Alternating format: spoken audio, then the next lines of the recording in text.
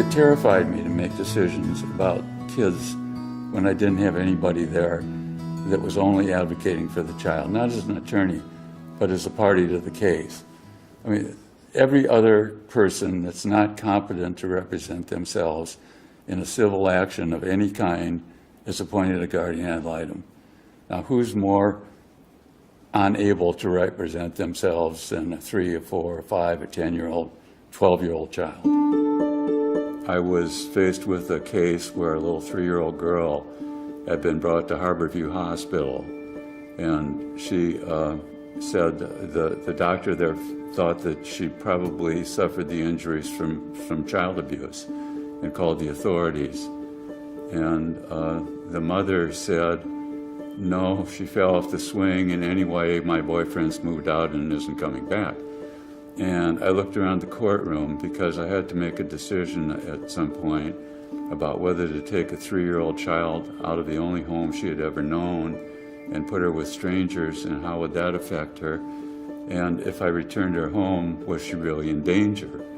And so I looked around the courtroom, and there was really no one there who could only speak up for that child. I thought that maybe we can get volunteers who will represent these kids, train them, and ask them to represent these children in court, and get a lawyer to represent them, because they would become a party to the action representing the child, and they would have a lawyer representing them.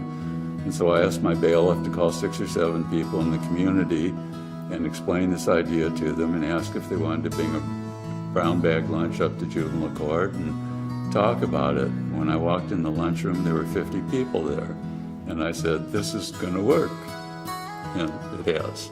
I thought after I retired from the bench that I had gotten all these people into this, and I probably ought to find out what it was all about myself to be a volunteer. It was one of the most satisfying and difficult things I've ever done. They almost self-select.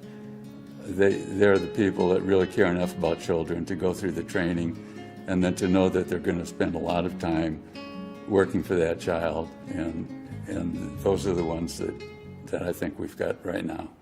Judges need CASA volunteers in their courts, and they really need them to be a party to the action, because there's no one else in that courtroom whose only function in that case is to provide a recommendation that's based on just the child's needs. Everyone else has some other role. No one else in that courtroom can do that except a volunteer CASA guardian ad litem. There's no one else to speak for the child if you're not there.